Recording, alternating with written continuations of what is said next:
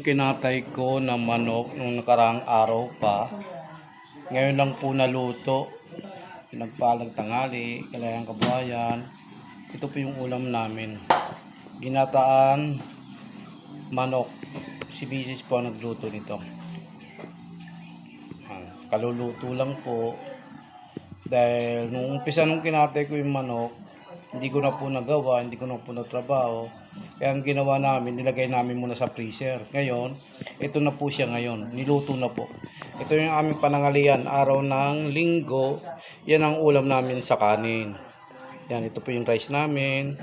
Tapos ito po yung ulam namin. Kaya, kakain na po kami. Samahan nyo po kami sa aming pagkain. Go, go, let's go. Kalayang kabuhayan. Magandang tanghali.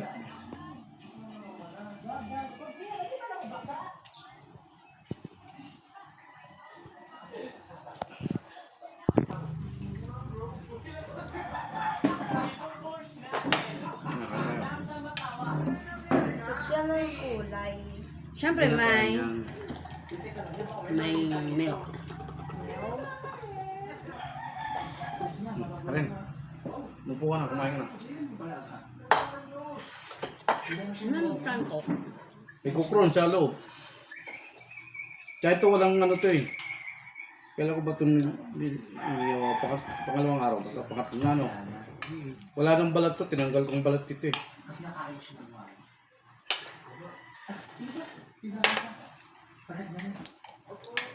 Okay nga. Bawal sa'yo. Yung bawal. Yan ako yun. Coke Zero lang ba?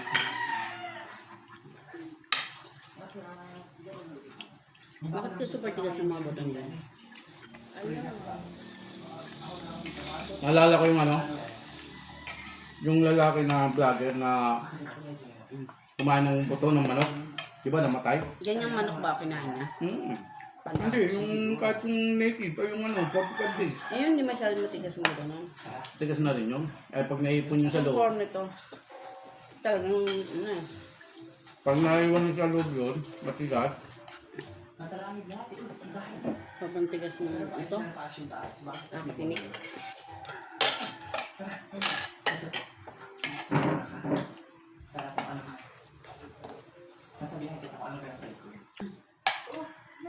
Busog ever.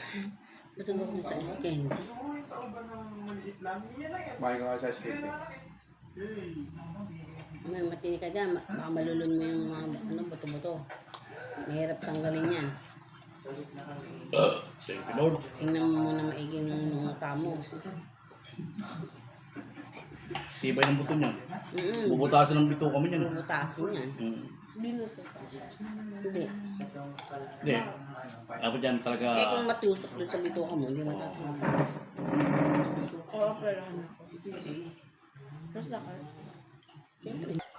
Pagkatapos natin kumain, ito, ayusin natin tong ilaw ng mga sisiw natin.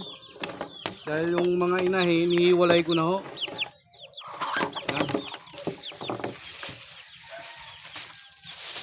Ito yung ating nabiling Firefly, 60 watts, pansisiw.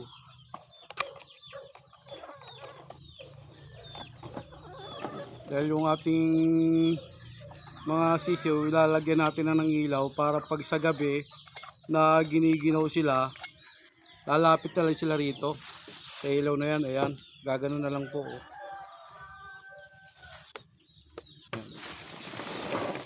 Tapos, titingnan natin yung isang inay natin kung kailan napisa.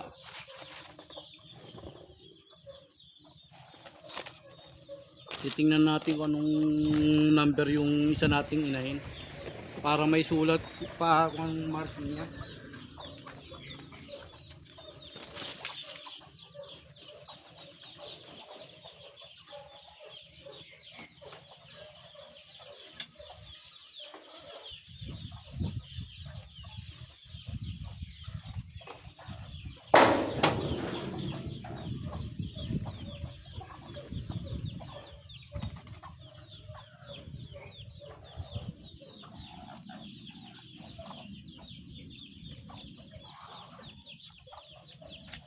004 004 yung ating tinina na ano 99.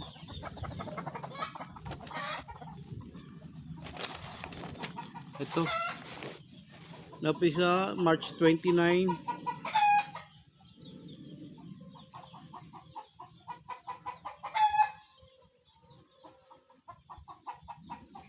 March 29, 2026, 11 ng sisiw. So, mamarkingan po natin to yung ating tingnan na inayin. Ang 11 sisiw, tapos mamarkingan natin yung markingan natin ng mga sisiw. Double nose, tapos may butas sa kanang paa.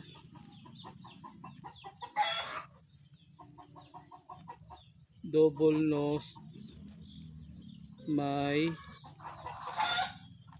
butas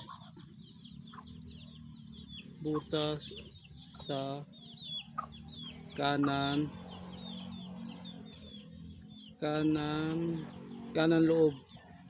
loob ng alis dyan, awayin ka talaga niyan. Ano yun yung broodcock natin? Butas sa kanan loob. Napisa March 29, 26, 11 ng sisiw, double nose, may butas sa kanan loob ng paa. Matapang talaga yung broodcock na yan.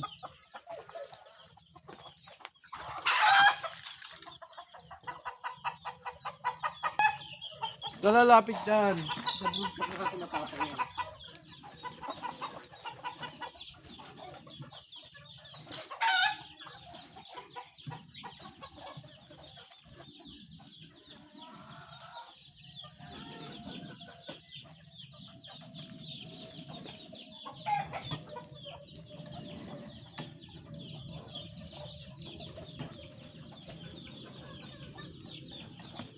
Ito ka lang, sumahan mo ako.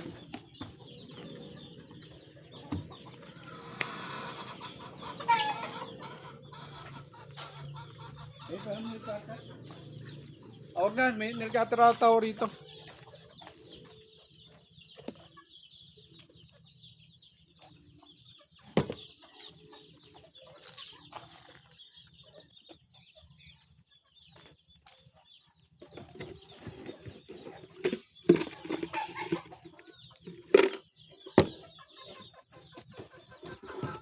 Ito may pang marking po tayo, may pambutas po tayo sa paa ng manok.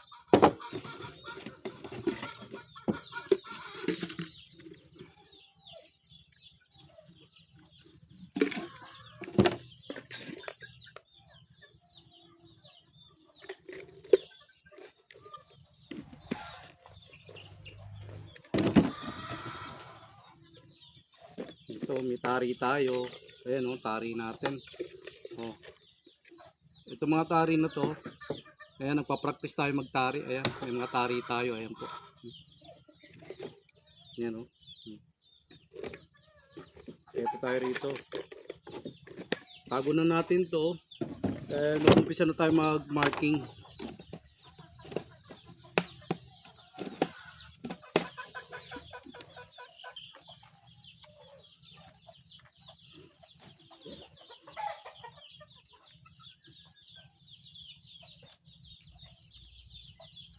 Tsaka lang, katumaan maurin ko, papatayin maurin ko.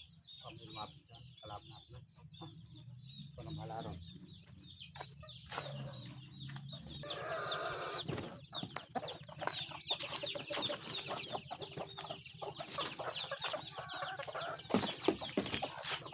Napunta na itong broodcock ko.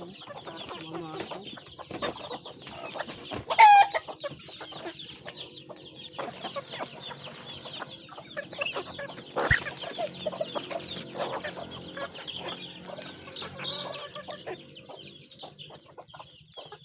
Hindi mahuli. Kapakainin ko muna para mahuli ko.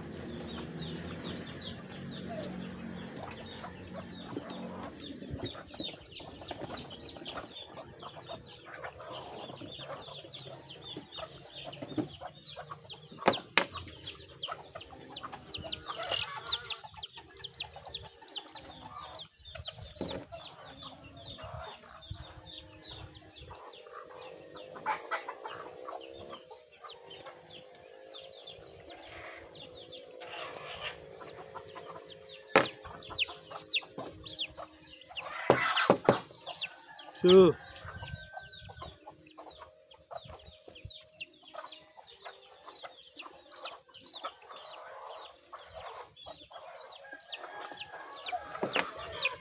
tapos double nose, may butas sa kanan loob ng paa, kanan, ito kanan, sa loob ang butas.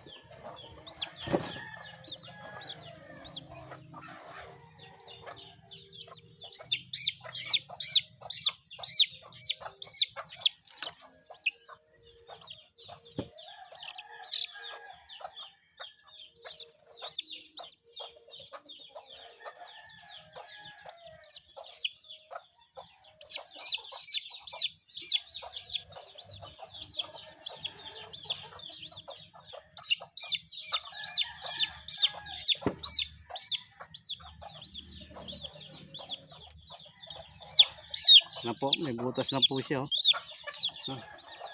Double nose. Tapos may butas siya sa loob ng kanang paa. Ang nanay niya ay 004 number, tapos yung tatay niya yung broodcock na lemon sweater.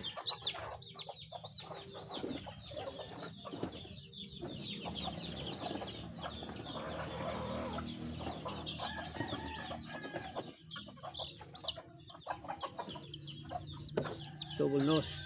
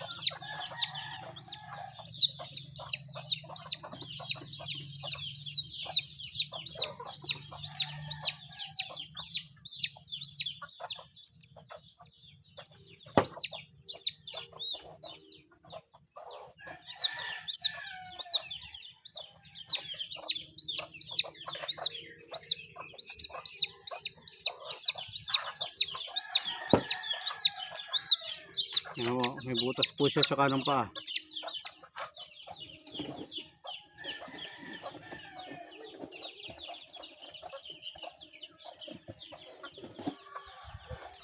Tuloy lang natin ang pagbubutas at paglalagay ng marking sa ating mga alagang sisiw.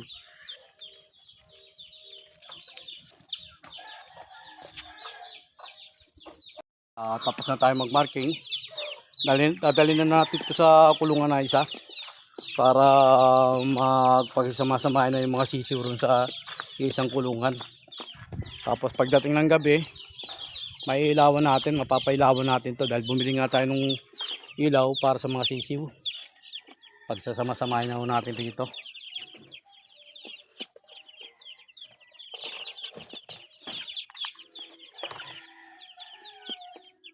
Ayan po ang ating mga sisiw.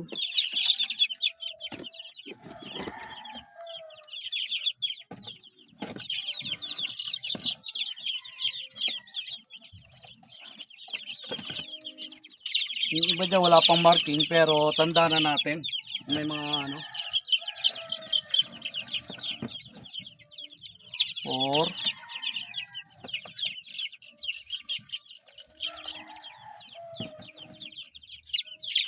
6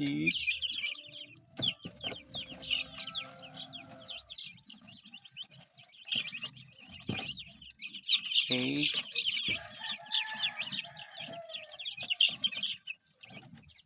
10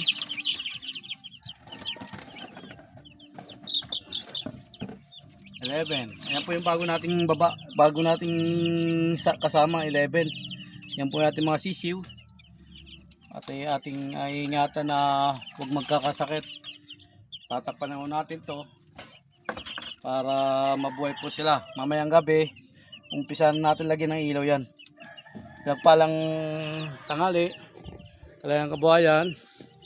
Ito, natapos natin yung trabaho na para sa ating mga alagang sisiw. Kaya naman ang gagawin naman natin ay ayusin na natin ang mga gamit na ating liligpitin na natin sila.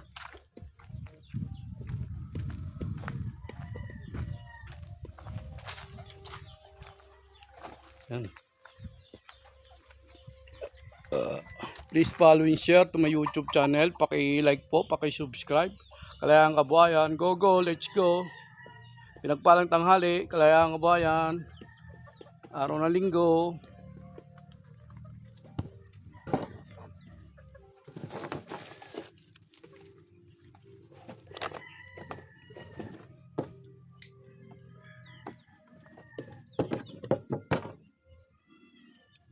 Dito na natin lalagay ito.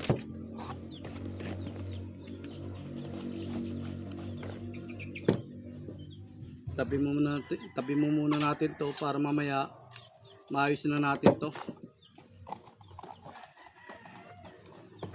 Para mabasag pa.